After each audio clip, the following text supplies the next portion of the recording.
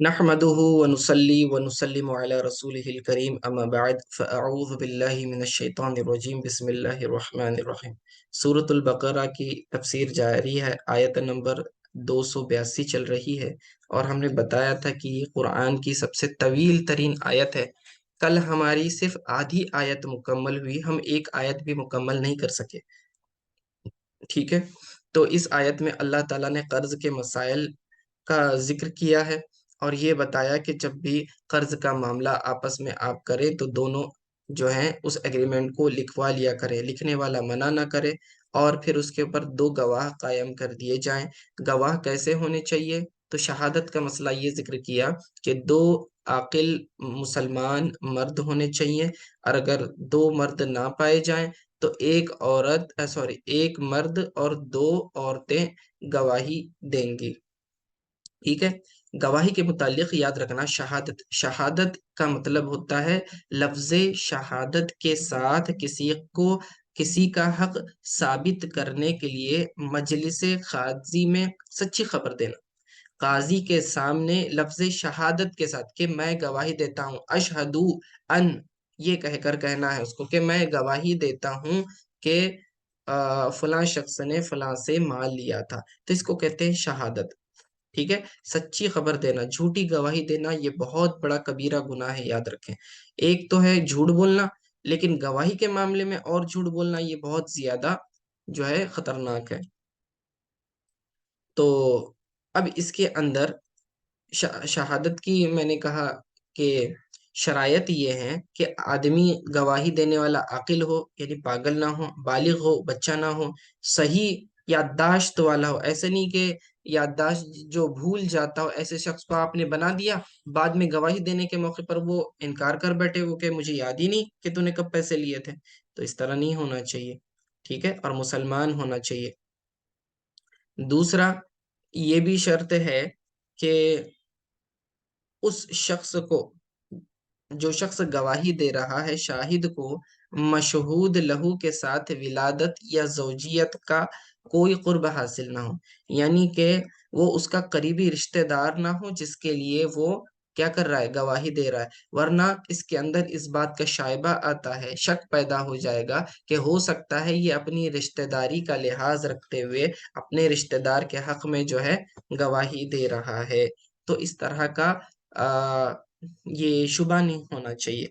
نہ ہی اس کی دشمنی ہونی چاہیے جس کے لیے وہ گواہی دے رہا ہے، کیونکہ ہو سکتا ہے اس بات کا شک ہو جائے کہ آدمی جو ہے دشمنی میں اس کے خلاف گواہی دے رہا ہو، ٹھیک ہے نا؟ تو یہ دونوں باتیں نہیں ہونی چاہیے، ٹھیک ہے؟ یا پھر اس کو کوئی اور دوسرا بینیفٹ بھی نہ ملتا ہو۔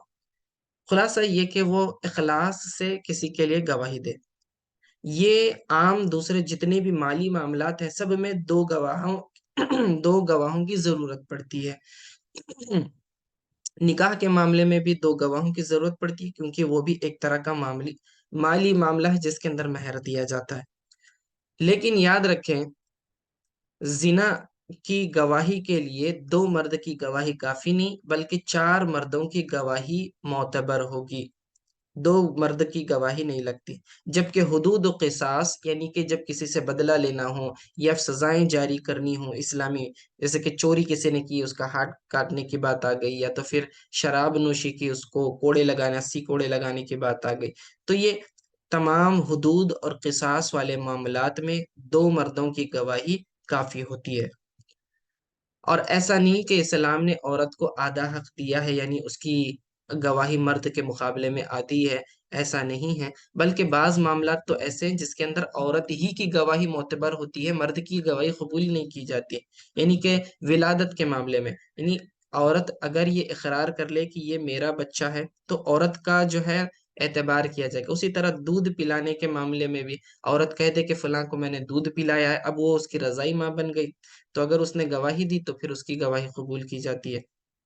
بکارت سے مراد جو ہے کنوارا پن ہے، اس معاملے میں بھی عورت کی ہی گواہی قبول کی جاتی ہے۔ اور دوسرے عورتوں کے جو دوسرے عیوب ہوتے ہیں، عیب وغیرہ، تو اس کے اندر صرف اور صرف عورت ہی کی گواہی معتبر ہوتی ہے۔ باقی معاملات میں دو مرد یا ایک مرد اور دو عورتوں کی گواہی معتبر ہوگی، ٹھیک ہے؟ پھر جب ادائے شہادت کی باری آئے، جب گواہی طلب کی جائے، تو اس وقت گواہی چھپانا جائز نہیں ہے۔ ہاں، حدود کے معاملہ اس سے سیپریٹ ہے، یعنی کہ جب سزاؤں کی بات آتی ہے تو اس کے اندر اختیار ہے، چاہے گواہی چھپائے یا پھر ظاہر کرے، دونوں بھی جائز ہے۔ کیونکہ اگر وہ گواہی چھپاتا ہے تو ایک مسلمان بھائی کی تکلیف دور ہو جاتی ہے۔ حدیث پاک میں آتا ہے، من ستر علی مسلم ستر اللہ فی الدنیا والآخرہ، جس نے کسی مسلمان کی پردہ پوشی کی، اللہ عز و جل دنیا اور آخرت میں اس کی پردہ پوشی فرمائے گا۔ ٹھیک ہے، لیکن جو مالی جرائم ہیں، مثال کے طور پر کہ کسی نے چوری کی اور آپ جانتے ہیں چوری کس نے کی، اور اگر آپ گواہی دے سکتے ہیں تو آپ پر لازم ہے، واجب ہے کہ آپ اس کے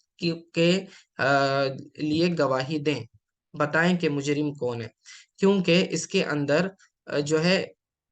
لوگوں کا حق مال سے جڑا ہوا ہے۔ ٹھیک ہے، اور اگر آپ گواہی نہیں دیں گے تو کسی اور کا حق تلف ہو سکتا ہے۔ ٹھیک ہے، تو گواہ اتنی احتیاط کر سکتا ہے کہ چوری کا لفظ ذکر نہ کرے، یہ کہے کہ گواہی میں صرف اتنا کہنے پر اکتفا کرے کہ یہ مال فلاں شخص نے لیا، بس لفظ چوری کہنے کی ضرورت نہیں ہے۔ ٹھیک ہے، قدوری میں یہ سارے مسائل لکھے ہوئے ہیں، تفصیل انشاءاللہ پڑھ سکتے ہیں آپ۔ اب آگے آپ دیکھیں گے، یہ تو خلاصہ تھا جو ہم نے پڑھا، جتنا اب تک کے آیت جو پڑھی ہے۔ اب اس کے آگے اللہ رب العزت جو ہے رہن کے مسائل کی ابتدا کر رہا ہے، کیونکہ بعض اوقات آپ آپس میں قرض کا معاملہ کر رہے ہوتے ہیں اور آپ کو گارنٹی کی ضرورت ہوتی ہے اور گواہ موجود نہیں ہوتے۔ ٹھیک ہے، گواہ آپ کو گارنٹر نہیں مل رہا ہے، کوئی گواہی دینے والا، تو ایسے صورت میں پھر کیا کیا جاتا ہے کہ رہن رکھوائی جاتی ہے چیز۔ رہن کا کیا معنی؟ لغت میں رہن کے معنی ہے روکنا، اور اس کا سبب کچھ بھی ہو۔ شریعت کی اصطلاح میں دوسرے کے مال کو اپنے حق میں اس لیے روکنا کہ اس کے ذریعے اپنا جو ہے حق وصول کیا جا سکتے، چاہے کل ہو یا بعض ہو۔ مثال کے طور پر کوئی شخص کو میں دے رہا ہوں 30,000 روپے میں قرض دے رہا ہوں، اب یہاں کوئی گواہ بھی موجود نہیں ہے، یا پھر میں سفر وغیرہ میں اس کو دے رہا ہوں ایمرجنسی کے طور پر، اب مجھے گارنٹی چاہیے نا کہ یہ آدمی لوٹائے گا، تو اس کے لیے چاہیے تو میں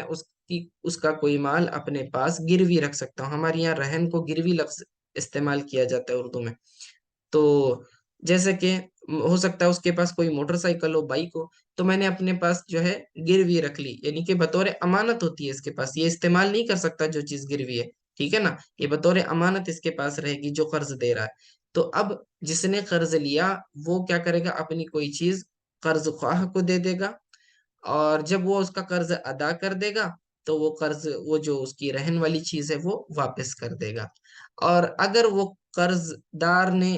قرض ادا نہیں کیا تو قرض خواہ یعنی جس نے قرض دیا ہے وہ کیا کر سکتا ہے، وہ چیز امانت والی بیچ کر اپنا حق وصول کر سکتا ہے۔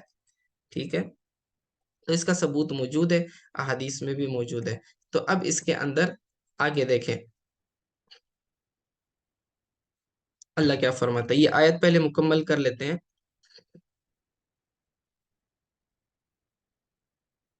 کہ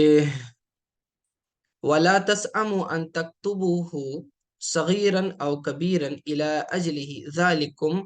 أَقْسَطُ عِندَ اللَّهِ وَأَقْوَمُ لِلشَّهَادَةِ۔ اللہ فرماتا ہے کہ اور تمہارا جو میلان ہو لکھنے کے معاملے میں، تم اس پر دل پر بوجھ محسوس نہ کرو کہ اسے لکھ لو، اس معاملے کو، چاہے کوئی معاملہ چھوٹا ہو یا بڑا ہو، ایک مخصوص مدت تک۔ ذالکم اقسط عند اللہ، یہ اللہ کے نزدیک زیادہ انصاف والی بات ہے۔ وہ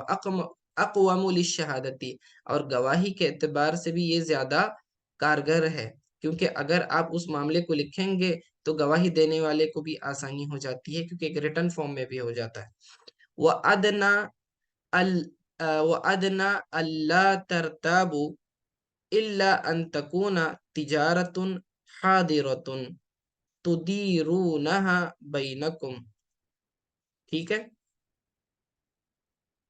اب اس کے اندر فرمایا کہ وَأَدْنَا أَلَّا تَرْتَابُوا إِلَّا أَن تَكُونَ تِجَارَةٌ حَاضِرَةٌ، اس کے اندر یہ بیان کیا جا رہا ہے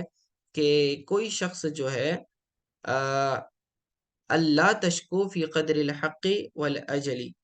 یعنی کہ کسی کا حق کم نہیں کرنا ہے اور مدت کو بھی جو ہے اس کو چینج نہیں کرنا ہے، جو بھی اللہ تعالیٰ نے جیسا بتایا ہے۔ تجارت حاضرۃ، ٹھیک ہے، اس کا کیا معنی ہے؟ دیکھیے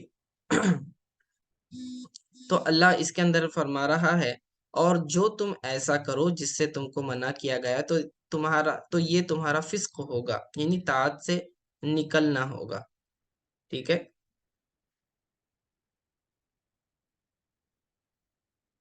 اب آگے، فلیس علیکم جناح اللہ تکتبوها، اور تم پر کوئی گناہ نہیں ہے کہ تم اسے نہ لکھو، واشہدوا اذا تبایعتم، اور تم اس پر گواہ قائم کرو، ٹھیک ہے، اختلاف سے بچنے کے لیے جب تم یہ معاملہ کرو۔ ولا یضار کاتب ولا شہید، اور جو ہے کاتب لکھنے والے کو کوئی تکلیف نہیں پہنچائے گا، نہیں پہنچانی چاہیے، ولا شہید، اور شہادت دینے والے کو بھی کوئی تکلیف نہیں پہنچانی چاہیے،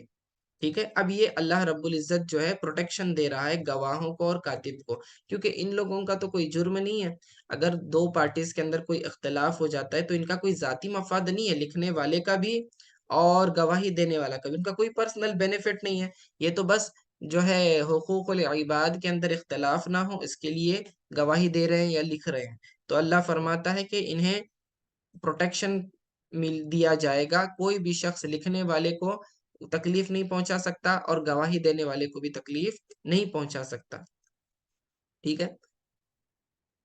خصوصاً جب حدود وغیرہ کا معاملہ ہوتا ہے تو خطرہ زیادہ بڑھ جاتا ہے، مثال کے طور پر کہ کسی نے قتل کیا، اب اس کے خلاف گواہی دی جا رہی کہ آدمی نے قتل کیا، تو دیکھا یہ گیا ہے کہ گواہ اکثر پیچھے ہٹ جاتے ہیں اس ڈر سے کہ کہیں جو ہے اگر ہم گواہی دینے گئے تو ہمارے یا ہمارے گھر والوں کو کوئی تکلیف دے دے گا، اس لیے گواہی دیتے ہی نہیں ہے۔ تو ایسا نہیں کرنا چاہیے، تو اللہ تعالیٰ پروٹیکشن دے رہا ہے، ٹھیک ہے، آفیشیل پروٹیکشن کے گواہوں کو کوئی تکلیف نہیں دے سکتا۔ وَإِن تَفْعَلُوا، اور اگر تم ایسا کرو جس سے تمہیں منع کیا گیا، فَإِنَّهُ فُسُوقٌ،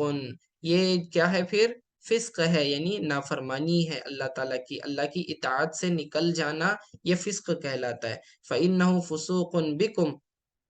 وَاتَّقُوا اللَّهَ، اور اللہ تعالیٰ سے ڈرو، وَيُعَلِّمُكُمُ اللَّهُ، اور اللہ تعالیٰ تمہیں یہ دنیاوی معاملات سکھاتا ہے، تمہارے دنیاوی امور کی اصلاح کرنے کے لیے سکھاتا ہے، تو کیونکہ اللہ تعالیٰ اس کی حکمت جانتا ہے اور بندوں کا بھلا چاہتا ہے، اس لیے اللہ تعالیٰ نے تمہیں یہ سارے معاملات سکھائے ہیں۔ واللہ بکل شیء علیم، اور اللہ ہر شے کا جاننے والا ہے، ٹھیک ہے۔ اب یہاں سے جو ہے جیسے میں نے بتایا رہن کے مسائل شروع ہو رہے ہیں۔ وَإِن كُنتُمْ عَلَىٰ سَفَرٍ، اور اگر تم سفر میں ہو، ٹھیک ہے، یعنی کہ تم سفر میں ہو اور یہ قرض کا معاملہ کر رہے ہو، کسی کو قرض دے رہے ہو، وَلَمْ تَجِدُوا كَاتِبًا، اور اگر تم کاتب کو نہ پاؤ، لکھنے والا موجود نہ ہو، تو کیا کرو؟ فَرُحُونٌ مَقْبُوضَةٌ، ایک قرات کے اندر فریحان بھی آیا ہے، رہنن کی جمع ریحان آتی ہے، تو یہاں پر ولم تجد کاتبن، اگر تم سفر میں ہو اور تم ایگریمنٹ بنا نہیں سکتے اتنی ایمرجنسی میں، تو تم کیا کر سکتے ہو؟ رہن رکھ سکتے ہو، ٹھیک ہے۔ رہنن مقبوضۃ، یہ مقبوضۃ لفظ سے پتا چل رہا ہے کہ رہن کا معاملہ اس وقت مکمل ہوگا جبکہ قرض دار کیا کرے؟ اپنی کوئی چیز، قیمتی چیز جو ہے قرض خواہ کے پاس رکھوائے اور قرض خواہ اس پر قبضہ کر لے، قبضہ کر لے یعنی اپنے کسٹڈی میں لے لے، تو جب وہ کسٹڈی میں لے لیتا ہے، قبضہ تام ہو جاتا ہے، تب یہ معاملہ بھی درست ہوگا۔ اگر وہ صرف یہ کہے گا کہ میں میری بائک لا کے دے دیتا ہوں تم کو، لیکن ابھی تک اس نے دیا نہیں ہے، تو یہ رہن کا معاملہ ہوا نہیں، جب تک وہ لا کے دیتا نہیں، قبضہ ہوتا نہیں، تب تک یہ نہیں ہوگا، ٹھیک ہے، تاکہ اس سے وثوق حاصل ہو، یعنی کہ گارنٹی حاصل ہو، یہ گارنٹی کے لیے رہن رکھوایا جاتا ہے۔ اور یہ چیز جو ہے سنت میں بھی واضح ہے، جواز رہن چاہے حضر ہو یا پھر سفر ہو، دونوں میں جائز ہے، ایسا نہیں ہے یہ جو اللہ نے فرمایا نا وَإِن كُنتُمْ عَلَىٰ سَفَرٍ، کہ اگر تم سفر میں ہو اور کاتب نہ پائے تو تبھی رہن رکھنا ہے، نہیں، یہ تو ایک صورت ہوئی۔ دوسری حدیث میں ہے کہ حضور پاک صلی اللہ علیہ وسلم نے کیا کیا تھا، اپنی زرہ جو ہے، وہ لوہے کا جو لباس ہوتا ہے جنگ میں استعمال کرتے، اپنی زرہ کو جو ہے ایک یہودی کے پاس کچھ اناج کے عوض میں رہن رکھوایا تھا۔ تو یہ رہن کا جواز جو ہے سفر میں بھی اور حضر، یعنی جب آپ سفر نہیں کریں، مقیم ہو، دونوں صورتوں میں جائز ہے، ٹھیک ہے۔ لیکن عموماً ضرورت جو ہے سفر وغیرہ میں پڑتی ہے، کیونکہ وہاں کاتب نہیں پائے جاتے، اس لیے خصوصیت کے ساتھ سفر کا ذکر کیا۔ فَإِنْ أَمِنَ بَعْدُكُمْ بَعْدَ، ٹھیک ہے، اور اگر تم میں ایک کو دوسرے پر اطمینان ہو، فَإِنْ أَمِنَ بَعْدُكُمْ بَعْدَ، اگر ایک کو دوسرے پر اطمینان ہو، یعنی دینے والا اور لینے والا دونوں کو ایک دوسرے پر اطمینان ہو، ایمانداری پر، ٹھیک ہے، یعنی کہ قرض لینے والا دینے والا ایک دوسرے پر اعتبار کر لے اور کچھ بھی گروی نہ رکھے، فَلْيُؤَدِّ الَّذِي اؤْتُمِنَ أَمَانَتَهُ، ٹھیک ہے۔ تو فرما رہے ہیں کہ تو وہ جسے اس نے امین بنایا ہو، یعنی مدیون بنایا ہے، کیا کرے، اپنی امانت کو، امانتہ کیا کرے، وَلْيَتَّقِ اللَّهَ رَبَّهُ وَلَا تَكْتُمُوا الشَّهَادَةَ، ٹھیک ہے۔ تو فرما رہے ہیں کہ وہ اپنی امانت یعنی اپنا دین ادا کرے اور اللہ سے ڈرے۔ صورت یہ بتا رہے ہیں کہ آپ کسی جگہ قرض کا معاملہ کیا، آپ نے لکھوایا بھی نہیں، آپ نے رہن بھی نہیں رکھوایا، اور آپ نے اس لیے نہیں لکھوایا یا رہن نہیں رکھوایا کیونکہ آپ کو اس آدمی کے اوپر پورا بھروسہ ہے، اعتماد ہے۔ مثال کے طور پر آپ کا سگا بھائی ہے، آپ نے وہ معاملہ لکھا نہیں، بس اس کو ایسے پیسے دے دیے، ٹھیک ہے، گارنٹی کے طور پر کچھ رہن بھی نہیں رکھوایا۔ تو اب اس کا کیا مطلب ہوا؟ اللہ فرماتا ہے ایسا شخص جس نے قرض لیا ہے اسے چاہیے اللہ سے ڈرے اور ایمانداری کے ساتھ قرض خواہ کو قرض لوٹائے، کیونکہ یہاں پہ کوئی گارنٹی نہیں ہے نا، درمیان میں رہن بھی نہیں ہے، لکھوایا بھی نہیں ہے۔ تو اللہ فرماتا ہے کہ ایمانداری کے ساتھ اس امانت کو، یعنی اس کے پیسے یا جو بھی چیز اس نے قرض لی ہے، وہ قرض خواہ کو لوٹا دے، ٹھیک ہے، اللہ تعالیٰ سے ڈرے، وَلْيَتَّقِ اللَّهَ رَبَّهُ، اس کی ادائیگی میں اللہ تعالیٰ سے ڈرے، وَلَا تَكْتُمُوا الشَّهَادَةَ، اور گواہی کو نہ چھپائے، وَمَن يَكْتُمْهَا فَإِنَّهُ آثِمٌ قَلْبُهُ۔ اب یہ گواہوں کے لیے اللہ فرما رہا ہے کہ تم گواہی کو نہیں چھپاؤ گے، لیکن میں نے بتایا بعض صورتیں استثناء ہیں، یعنی کہ ایکسیپشن ہے، خصوصاً زنا والے معاملے میں، ٹھیک ہے۔ تو گواہی کو چھپانا جائز نہیں، وَمَن يَكْتُمْهَا، اور جو شخص گواہی کو چھپائے، فَإِنَّهُ آثِمٌ قَلْبُهُ، تو اس کا قلب جو ہے وہ گناہگار ہے، اس کا دل گناہگار ہے۔ دل کو کیوں خاص کر دیا گناہ کے لیے؟ کیونکہ آدمی کے خیالات ذہن میں آتے ہیں، دل اس چیز کا ارادہ کرتا ہے گناہ کا، جب ارادہ کرتا ہے تو جسم تو دل کے ارادے کے تابع ہوتا ہے، یعنی جیسا ارادہ آپ کریں گے باڈی تو ویسے ہی ری ایکٹ کرے گی، اس کے ایکشن اس کے مطابق ہی ہوں گے، ٹھیک ہے۔ تو اسی لیے فرمایا فَإِنَّهُ آثِمٌ، آثِمٌ گناہگار ہے، کون گناہگار ہے؟ قلبہ، اس کا دل، ٹھیک ہے، یعنی اللہ رب العزت اس کی پکڑ فرمائے گا، دل کو خاص طور پر اسی لیے ذکر کیا کہ یہ محل شہادت بھی ہے، ٹھیک ہے۔ اور آگے فرماتا ہے واللہ بما تعملون علیم، اور اللہ تمہارے کاموں کو جانتا ہے، ہر کام کو جانتا ہے جو تم کر رہے ہو، لا یخفی علیہ شیء منہ، کوئی بھی چیز اس سے چھپی ہوئی نہیں ہے۔ اب یہاں آخری رکوع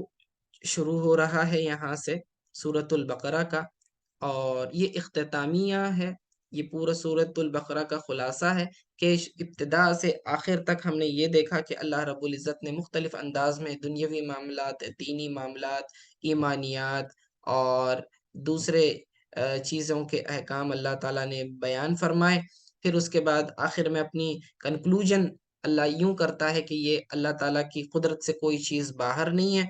اور اللہ چاہے تو گناہوں کو معاف کرے، چاہے تو اس پر سزا دے، یہ اس کی مرضی ہے، کیونکہ اللہ تعالیٰ قدرت والا ہے۔ پھر اس کے بعد ایمان کی مضبوطی کے لیے دوبارہ جو ہے ایمانیات کو ذکر کیا اس کے اندر، اور جو ہے باطل عقائد کا رد کیا، اور آخر میں دعا ہے، ٹھیک ہے۔ تو چلیے اب آیتوں کو شروع کرتے ہیں۔ بسم اللہ الرحمن الرحیم۔ للہ ما فی السماوات و ما فی الارض، اللہ ہی کے لیے ہے جو کچھ آسمانوں میں ہے اور جو کچھ زمین میں ہے، یعنی کہ اللہ ہی کے لیے ہے سے مراد اللہ اس کا مالک ہے۔ وَإِن تُبْدُوا مَا فِي أَنفُسِكُمْ، اور اگر تم ظاہر کرو جو تمہارے نفس کے اندر ہے، یعنی کہ جو تمہارے دلوں میں ہے۔ وَإِن تُبْدُوا مَا فِي أَنفُسِكُمْ، ٹھیک ہے، سوری، وَإِن تُبْدُوا، اور اگر تم ظاہر کرو ما فی انفسکم، یعنی تمہارے اندر جو بھی عزم ہے، تمہارا ارادہ ہے یا کوئی گناہ وغیرہ کا معاملہ ہے، اگر تم اسے ظاہر کرو، او تخفوہ، یا اسے چھپا دو، ٹھیک ہے، یحاسبکم، اللہ تعالیٰ جو ہے اس کا محاسبہ کرے گا، یعنی کہ اللہ تعالیٰ اسے اچھی طرح جانتا ہے، چاہے تم کوئی گناہ اعلانیہ کرو، کھلم کھلا کرو یا اسے چھپا کر کرو، اللہ سے کوئی چیز مخفی نہیں ہے۔ یحاسبکم بہ اللہ، قیامت کے روز اللہ تعالیٰ اس کا محاسبہ کرے گا۔ فیغفر لمن یشاء، پس وہ مغفرت فرما دے گا جس کی چاہے، ویعذب من یشاء، اور جسے چاہے وہ عذاب دے دے گا، ٹھیک ہے۔ واللہ علی کل شیء قدیر، اور اللہ تعالی ہر شے پر قادر ہے۔ اب جسے چاہے عذاب دے گا، اس کا مطلب یہ نہیں کہ نیکوکاروں کو بھی یوں ہی عذاب دے دے گا، نہیں، مطلب یہ ہے کہ جس نے گناہ کیا ہے، چاہے چھپا کر کیا یا اعلانیہ کیا، اب اگر بغیر توبہ کے مر گیا تو اب اللہ کی مرضی ہے، چاہے تو اسے معاف کر کے اپنے فضل سے جنت میں ڈال دے، یا پھر حضور صلی اللہ علیہ وسلم کی شفاعت وغیرہ سے معاف کر کے جنت میں ڈال دے، یا پھر جو ہے اللہ تعالیٰ اسے اپنے اعمال کی سزا بھگتنے کے لیے جہنم میں ڈال دے، ٹھیک ہے۔ تو یہ اگر اللہ معاف کر دے تو یہ اس کا فضل ہے، اور اگر معاف نہ کرے، سزا دے، تو یہ اس کا عدل ہے۔ دونوں صورتوں میں اللہ پر کوئی اعتراض نہیں ہے۔ اللہ علی کل شیء قدیر، اور اللہ رب العزت ہر شے پر قادر ہے، یعنی اللہ حساب کرنے پر بھی قادر ہے، اللہ جزا دینے پر بھی قادر ہے، اللہ مغفرت کرنے پر بھی قادر ہے، عذاب دینے پر بھی قادر ہے۔ اب یہ آیت جب نازل ہوئی تو صحابہ جو ہیں، صحابہ پریشان ہو گئے، حضور صلی اللہ علیہ وسلم کے پاس آ گئے اور گھٹنوں کے بل بیٹھ گئے، کہنے لگے کہ یا رسول اللہ صلی اللہ علیہ وسلم، ہمیں نماز، روزے، جہاد اور صدقے کا مکلف بنایا گیا، جس کی ہمیں طاقت تھی۔ اب آپ پر یہ آیت نازل ہوئی ہے، وَإِن تُبْدُوا مَا فِي أَنفُسِكُمْ أَوْ تُخْفُوهُ، کہ اگر جو بھی تم ظاہر کرو یا چھپاؤ برائی کو تو اللہ تعالیٰ اس کی پکڑ فرمائے گا۔ تو جب یہ نازل ہوئی تو جس پر ہمیں عمل کرنے کی طاقت نہیں، کیونکہ دیکھیں ہم ہمارے ایکشنز کو تو کنٹرول کر سکتے، لیکن دل میں گناہ کا خیال آتا ہے، دل میں برائی کا خیال آتا ہے، اگر اللہ دل کے ہر اس خیال پر پکڑ کرے گا تو ہماری تو طاقت نہیں ہے کہ کنٹرول نہیں کر سکتے ہم کون سا خیال دل میں آئے گا، دل میں تو بہت برے برے خیالات آتے ہیں، تو یہ ہماری سمجھ سے بالاتر ہے۔ تو رسول اللہ صلی اللہ علیہ وسلم نے ارشاد فرمایا، کیا تم یہ چاہتے ہو کہ وہ کچھ کہو جو تم سے پہلے کتابیوں نے کہی، یعنی سمعنا و عصینا؟ سورہ بقرہ میں ہم نے دیکھا کہ یہود اور دوسری قومیں جو تھیں، جب انہیں اہل کتاب کو حکم دیا جاتا تو کیا کہتے؟ سمعنا و عصینا، ہم نے سنا اور نہ مانا۔ بلکہ تم یہ کہو سمعنا و اطعنا،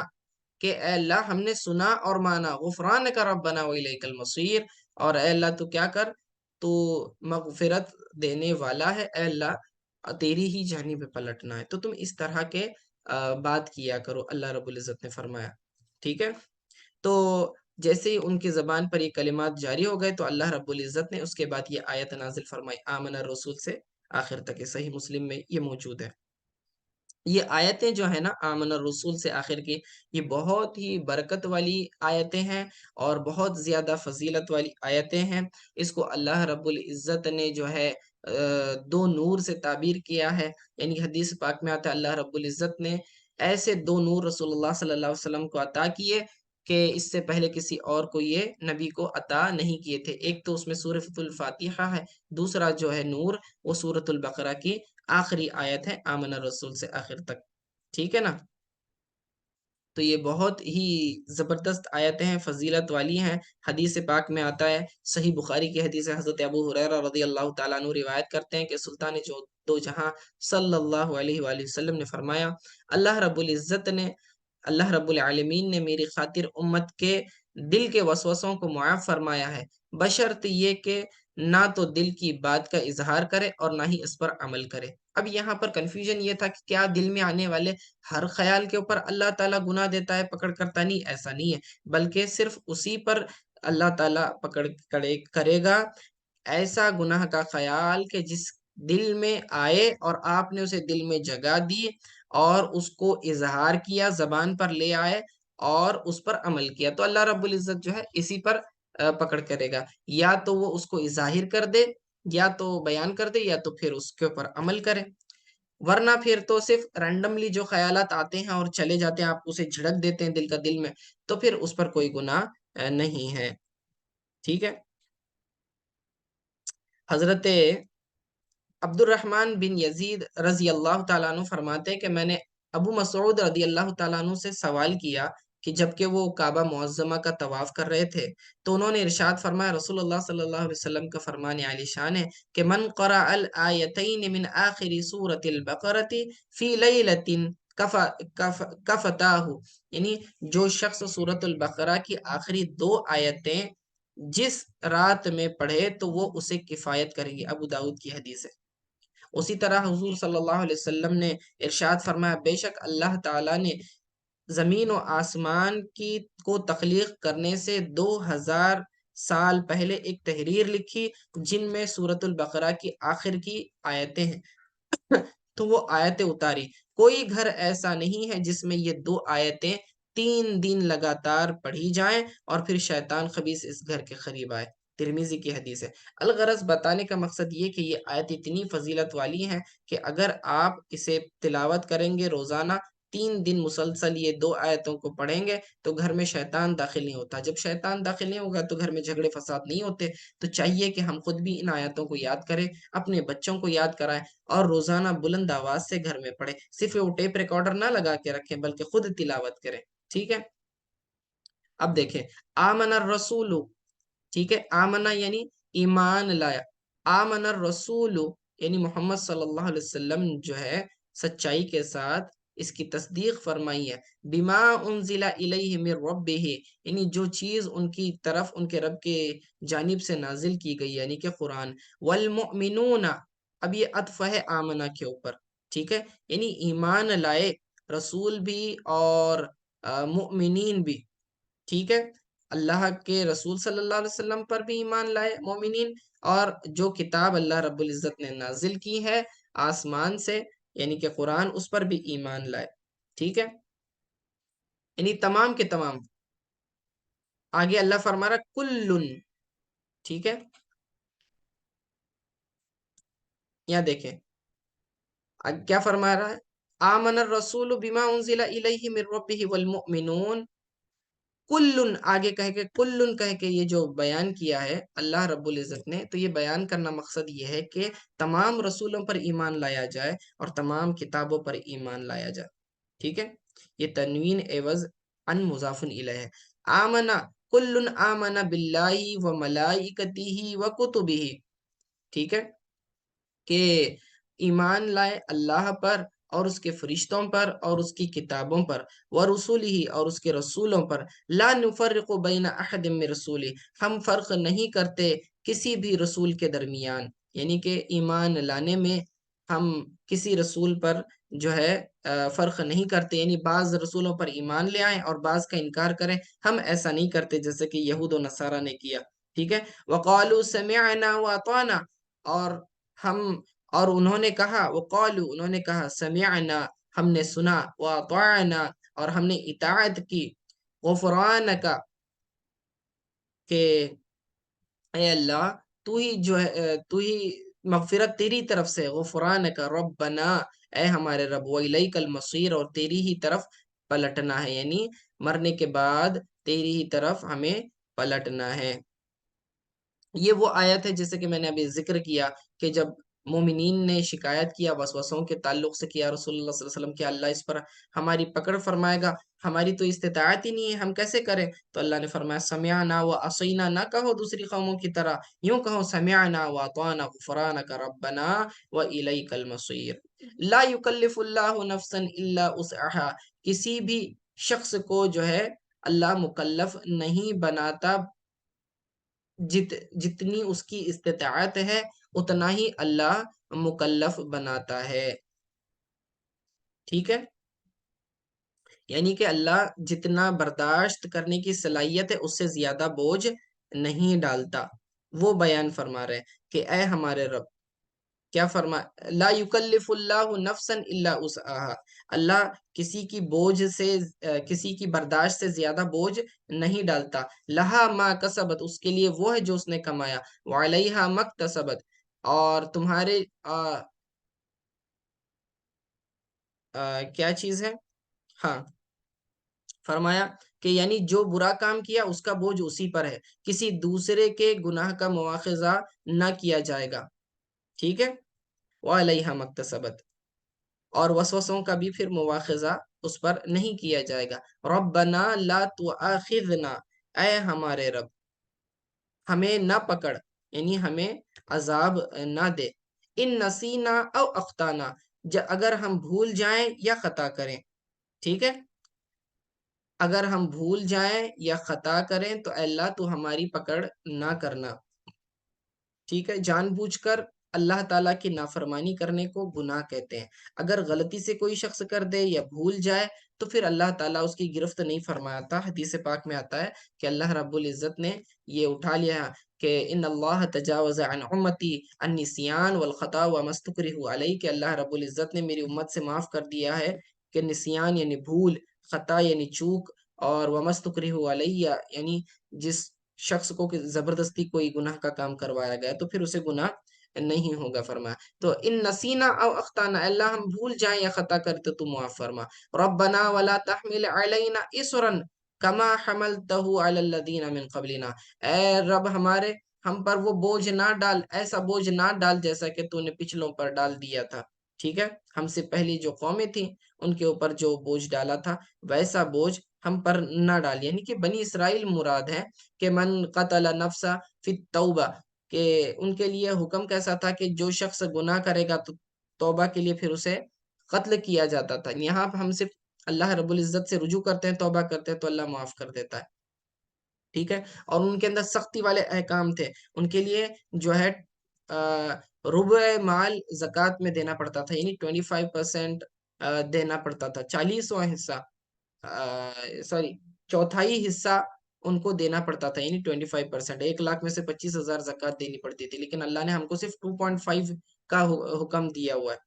ٹھیک ہے؟ اور اسی طرح ان کے لیے سخت حکم کیا تھا کہ اگر نجاست کپڑے کو لگ جاتی تھی تو اس کو کپڑے کو کاٹنا یا جلانا پڑتا تھا، دھو کر اس کو پاک نہیں کرتے تھے، اور ان کے لیے جیسے کہ احکام بہت سخت تھے۔ تو ہم دعا کیا کرتے ہیں امت محمدیہ پہ، اللہ نے آسانی فرمائی، ہم دعا کیا کرتے ہیں کہ ربنا ولا تحمل علینا اصرا کما حملتہ علی الذین من قبلنا، اے اللہ ہم پہ ویسا بوجھ نہ ڈال، یعنی کہ احکام، مشکل احکام ہمیں نہ دے جیسا کہ ہم سے پچھلی قوموں کو دیے گئے تھے۔ ربنا ولا تحملنا ما لا طاقت لنا به، اے اللہ ہم پہ ایسا بوجھ نہ ڈال جس کی اٹھانے کی ہماری صلاحیت نہیں ہے، ہمارے اندر قوت و طاقت نہیں ہے۔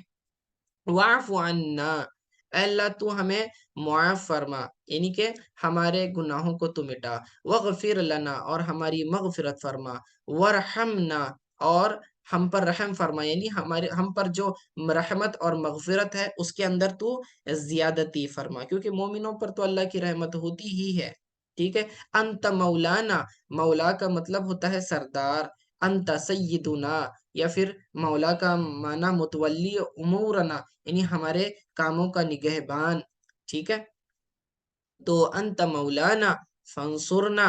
اے اللہ تو ہی ہمارا مددگار ہے، تو ہی ہمارا سردار ہے، فانصرنا تو ہماری مدد فرما، علی القوم الکافرین، کافروں کی قوم پر، کافر قوم پر تو کیا کر اے اللہ ہماری مدد فرما، یعنی اقامت حجت کے ذریعے اور ان سے ہونے والی جنگ میں ہمیں غلبہ دے کر کے۔ مولا کی شان یہی ہوتی ہے کہ وہ اپنے غلاموں کے دشمنوں پر مدد فرماتا ہے، اور حدیث میں آتا ہے کہ جب یہ آیت مبارکہ نازل ہوئی تو رسول اللہ صلی اللہ علیہ وسلم نے اسے پڑھا، اور ہر کلمے کے آخر میں آپ سے کہا گیا، آپ کی مراد و مطلوب کو قبول کر لیا گیا ہے، ٹھیک ہے، یہ جو کہا نا رب، یہ جو دعائیں جتنی بھی ہیں آخر کی، یہ بہت مستجاب دعائیں ہیں، اور انہیں روزانہ پڑھنا چاہیے۔ ہر نماز کے بعد بھی پڑھیں گے تو یہ بہت فضیلت والی چیز ہے، کیونکہ دیکھیں آپ اس کے آخر میں جو دعائیں ہیں، اللہ رب العزت کے سامنے ہم اپنی عاجزی کا اظہار کر رہے ہیں کہ ہمارے اندر اللہ طاقت نہیں، قوت نہیں، ہم سے جتنا ہو سکتا ہے ہم اتنا کریں گے، باقی کو تو معاف فرما۔ یعنی کہ فرائض میں تو کوئی کوتاہی نہیں کریں گے، ہاں نفلی عبادات جو ہیں اس میں جتنا ہو سکتا ہے اتنا کریں گے۔ اے اللہ ہم پر مشکل احکام نہ ڈال، اسی لیے اللہ نے صرف 5 وقت کی نماز رکھی ہے، 50 وقت کی نہیں رکھی، ٹھیک ہے نا؟ اور فرض نمازوں کی صرف پوچھ ہوگی، نفلی نمازوں کی پوچھ ایسی نہیں ہوگی کہ تم نے نفل کیوں نہیں پڑھے، وہ تو تمہاری مرضی ہے چاہے پڑھیں یا نہ پڑھیں، ٹھیک ہے؟ وَاعْفُ عَنَّا وَاغْفِرْ لَنَا وَارْحَمْنَا، اے اللہ ہمیں معاف فرما، ہماری مغفرت فرما، ہم پر رحم فرما، انت مولانا فانصرنا علی القوم الکافرین، اور اے اللہ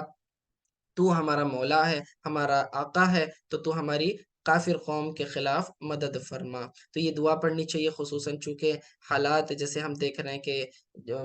مسلمانوں کی فلسطین میں بھی حالات بہت خراب ہیں، تو یہ دعا کرتے رہنا چاہیے کہ اللہ کافر قوم پر ہماری مدد فرمائے۔ اللہ رب العزت سے دعا ہے کہ جو کچھ بھی ہم نے پڑھا یا سمجھنے کی کوشش کی، یا پڑھانے میں کوئی غلطی ہو گئی، یا پڑھنے میں یا سمجھنے میں یا عمل کرنے میں کوئی غلطی ہو گئی، تو اللہ تو اسے معاف فرما اپنے فضل و کرم سے، اور ہر چیز درست کو تو اللہ قبول فرما، اور اپنے شان کے مطابق اس کا ثواب بڑھا کر، کئی گنا بڑھا کر ہمیں عطا فرما۔ وصلی اللہ تعالی علی خیر خلقہ محمد وآلہ وصحبہ اجمعین برحمتک یا ارحم الراحمین۔